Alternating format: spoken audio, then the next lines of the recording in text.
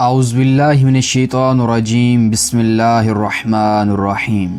History we Sohail channel کے معزز خواتین و حضرات السلام علیکم۔ مجھے سخت افسوس ہے کہ میں ایک بوڑھے اونٹ کی طرح جان دے رہا ہوں۔ مجھے سخت شرمندگی ہے کہ میں میدان جنگ میں شہید نہیں ہو سکا، اور اللہ قیامت تک کبھی کسی بزدل کو سکون اور اطمینان نہ دے۔ یہ افسوس اس مجاہد کا تھا کہ جس کو اللہ کے رسول نے سیف اللہ کا لقب دیا۔ ان کے وجود کا کوئی حصہ ایسا نہ تھا کہ جس پر تیر، تلوار، نیزے یا خنجر کے زخموں کے نشانات نہ ہوں۔ آپ نے 100 سے زائد گھمسان کی جنگوں میں حصہ لیا اور کبھی کسی جنگ میں شکست نہیں کھائی۔ آپ کے نام سے ہی ایرانی اور رومی سلطنتوں پر دہشت طاری ہو جایا کرتی تھی۔ اپنی موت کے وقت میدان جنگ میں شہادت نہ پانے پر انہوں نے یہ کلمات افسوس کی حالت میں کہے۔ اس پر ان کی زوجہ نے ان کو تسلی دی کہ خالد آپ شرمسار نہ ہوں۔ آپ کو جب اللہ کے رسول نے سیف اللہ کا لقب دے دیا تو اس کا مطلب ہی یہ ہے کہ آپ یہ سیف اللہ یعنی اللہ کی تلوار میدان جنگ میں کسی کافر کے ہاتھوں نہیں کٹ سکتے۔ آپ کے نصیب میں شہادت نہیں تھی۔ اپنی اہلیہ کی طرف سے اس تسلی کے بعد اللہ کا یہ شعر ذرا پرسکون ہوا۔ حضرت خالد بن ولید صرف عالم اسلام کے ہی نہیں بلکہ تاریخ انسانیت کے ایک عظیم ہیرو ہیں۔ انسانیت کی تاریخ میں ان سے بڑا فوجی حکمت عملی ساز اور فنون جنگ کا ماہر جرنیل اور غازی پیدا ہی نہیں ہوا۔ ناظرین محترم، آج کی ہماری یہ ویڈیو ہمارے ایک عزیز سبسکرائبر عادل کی فرمائش پر بنائی جا رہی ہے، سو اللہ تعالیٰ سے دعا ہے کہ اللہ تعالیٰ حق اور سچ بولنے کی توفیق عطا فرمائے۔ حضرت خالد بن ولید کا اصل نام ابو سلیمان خالد تھا، جبکہ حضرت خالد کی پیدائش کی صحیح تاریخ کسی کتاب میں مرکوز نہیں۔ تاہم مختلف حوالوں سے صرف اس قدر معلومات ہے کہ ظہور اسلام کے وقت آپ کی عمر مبارک اس وقت 17 سال تھی۔ سیدنا خالد قریش کے قبیلے سے تعلق رکھتے تھے اور پیدائشی جنگجو تھے۔ ان کے قبیلے کا کام ہی جنگ کرنا تھا، لیکن آخر وہ راز کیا تھا کہ قریش کا ایک جنگجو اس قدر بابرکت ثابت ہوا کہ رسول اللہ نے اس کو سیف اللہ کا لقب عطا فرمایا، اور آخر کیسے انہوں نے 3 سال کے مختصر زمانے میں رومی اور فارسی سلطنتوں کے پرخچے اڑا دیے۔ ناظرین محترم، ہم حضرت خالد بن ولید کی زندگی کے اوپر ایک تفصیل سے بات کریں گے، لیکن اس سے پہلے نئے آنے والے دوستوں سے یہ گزارش ہے کہ وہ پہلے چینل کو سبسکرائب کریں اور ساتھ موجود بیل کی علامت کو بھی ضرور دبائیں۔ مسلمانوں کا میدان جنگ میں حضرت خالد بن ولید سے پہلا تعارف اس وقت ہوا کہ جب غزوہ احد میں حضرت خالد بن ولید کفار کی طرف سے لڑنے کے لیے میدان میں آئے۔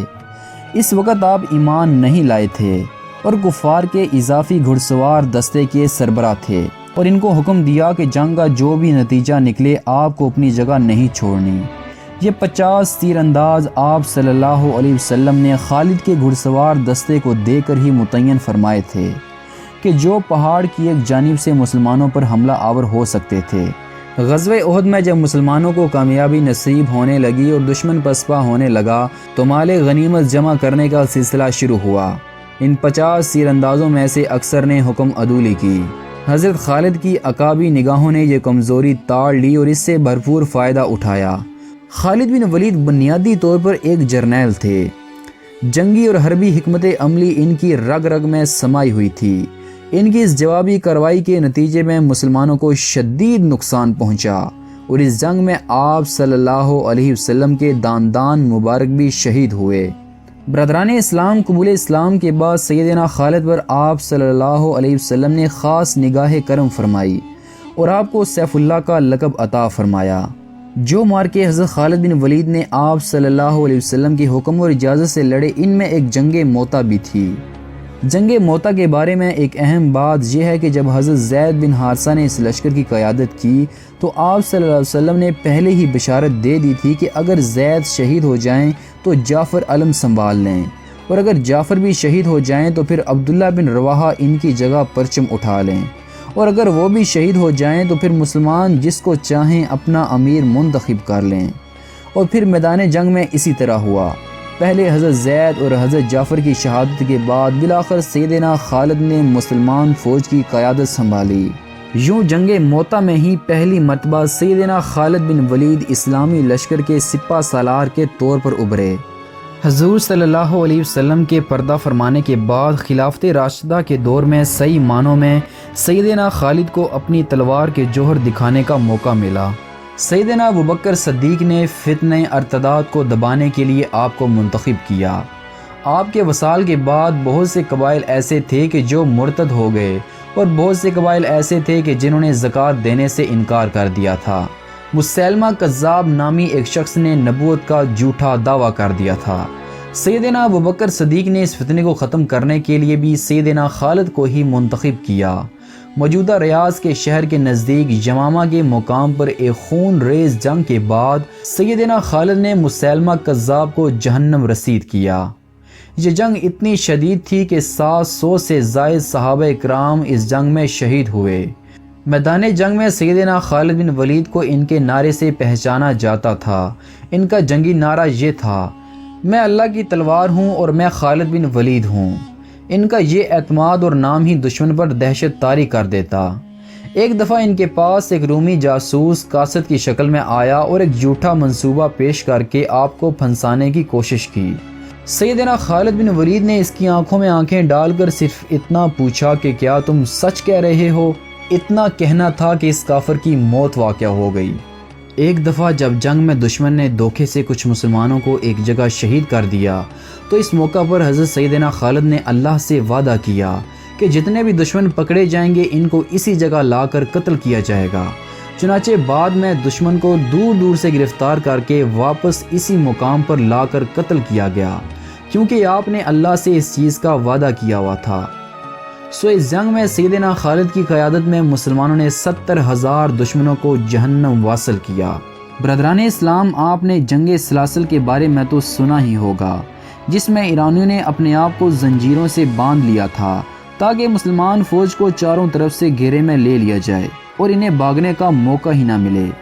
لیکن بڑی بڑی سلطنتوں کی فوجوں میں سب سے بڑی خامی یہ تھی کہ ان کی نقل و حرکت بھی سست ہوتی۔ آپ اگر کسی گاؤں یا شہر پر حملہ کرنے کے لیے جاتے اور دشمن اپنی فوجیں اس طرف لے کر جاتا تو آپ رخ تبدیل کر کے اس شہر پر حملہ کر دیتے جو خالی ہوتا۔ پھر دشمن کی فوج کے لیے یہ ممکن ہی نہ رہتا کہ اتنی تیزی سے حرکت کر سکے۔ حضرت خالد بن ولید جب جنگ میں جاتے تو دشمن کو بالکل کچل کر رکھ دیتے۔ کسی دشمن کو اس قابل نہ چھوڑتے کہ وہ دوسری فوج کے ساتھ مل کر دوبارہ ان کے خلاف کوئی مزاحمت کر سکے۔ جنگ یرموک کے موقع پر کہ جب 60,000 غسانی عیسائیوں کا لشکر مسلمانوں کے لیے درد سر بنا ہوا تھا تو اس معاملے سے نمٹنے کے لیے جنگی شورا کا اجلاس بیٹھا۔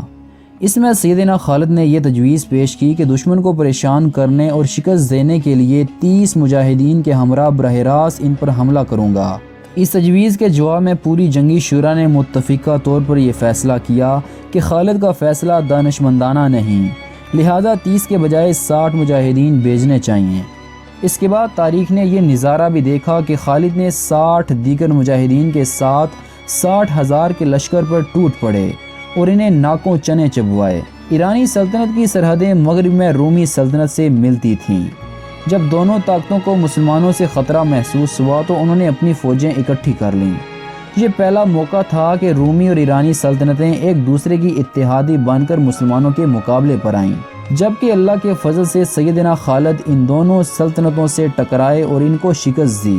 حضرت خالد بن ولید کے پرچم پر عقاب کا نشان بنا ہوا تھا۔ چنانچہ جب آپ شام میں داخل ہوئے تو جس وادی سے آپ گزر رہے تھے وہاں پر آپ نے اپنا پرچم اپنے ہاتھوں سے نصب کیا۔ آج تک اس وادی کو عقاب والی پہاڑی کہا جاتا ہے۔ سیدنا خالد کے انتقال کے کئی 100 سال بعد تک بھی وہ پرچم وہاں نصب رہا۔ عباسی خلیفہ معتصم باللہ جب اس علاقے سے گزرا تو کسی نے اس کو وہ جھنڈا دکھایا کہ جو قلعے پر لگا ہوا تھا۔ اس کو بتایا گیا کہ وہ جھنڈا ہے جو کہ حضرت خالد بن ولید نے اپنے ہاتھ سے لگایا تھا۔ تو خلیفہ اسی جگہ پر اترا اور اس جھنڈے کو بوسہ دیا۔ چونکہ حضرت خالد بن ولید یتیموں، مسکینوں اور بیواؤں کی مدد کرنے والے تھے، لہٰذا آپ مال غنیمت میں سے اپنا حصہ بھی تقسیم کر دیا کرتے۔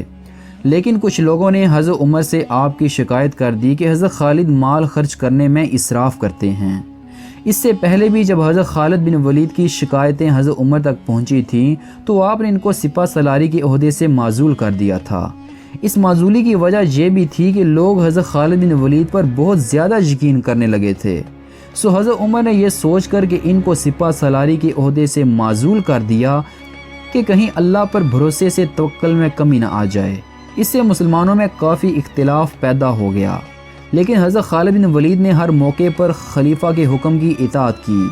آپ نے اپنی باقی زندگی حمص میں گزارنے کا فیصلہ کر لیا۔ چنانچہ 21 ہجری میں آپ نے حمص میں ہی انتقال فرمایا۔ آپ کے انتقال کی خبر جب مدینہ منورہ پہنچی تو ہر گھر میں کہرام بپا تھا۔ حضرت عمر بھی بہت رنجیدہ ہوئے اور اہل مدینہ کو بھی سوگ منانے کی اجازت دے دی۔ حضرت خالد بن ولید کے ترکے میں صرف ہتھیار، تلواریں، خنجر اور نیزے ہی تھے۔ ان ہتھیاروں کے علاوہ آپ کا ایک غلام تھا جو کہ ہمیشہ آپ کے ساتھ رہا کرتا تھا۔ اللہ کی یہ تلوار جس نے 2 عظیم سلطنتوں روم اور ایران کے چراغ بجھائے، وفات کے وقت ان کے پاس کچھ بھی نہ تھا۔ آپ نے جو کچھ بھی کمایا وہ اللہ کی راہ میں خرچ کر دیا، ساری زندگی میدان جنگ میں گزار دی۔ حضرت خالد کو اللہ تعالیٰ نے بہت سارے بیٹوں اور بیٹیوں سے نوازا تھا، مگر آپ کی اولاد کا بڑا حصہ آپ کے انتقال کے بعد شام میں طاعون کی بیماری کے باعث شہید ہو گیا۔ بعض کتابوں میں تو یہ بھی لکھا ہے کہ آپ صاحب کشف و کرامت مجاہد تھے۔ دوستو، اس سے بڑی کرامت کیا ہو سکتی ہے کہ انہوں نے 60 مجاہدین کے ساتھ 60,000 کے لشکر پر حملہ کرنے کا فیصلہ کیا، اور وہ کون سے ایسے راز تھے کہ جو ان لوگوں کو معلوم تھے اور آج کے تاریخ دان ان سے ناواقف ہیں، اور وہ کون سی ایسی قوتیں تھیں کہ جو ان کے ساتھ کام کرتی تھیں مگر آنکھوں سے نظر نہیں آتی تھیں۔ اگر ایسی قوتوں کا کوئی وجود نہ ہو تو بظاہر 60,000 کے لشکر کے مقابلے میں 60 مجاہدین لے کر جانے کا فیصلہ مجذوبیت کے سوا کچھ نہیں ہو سکتا۔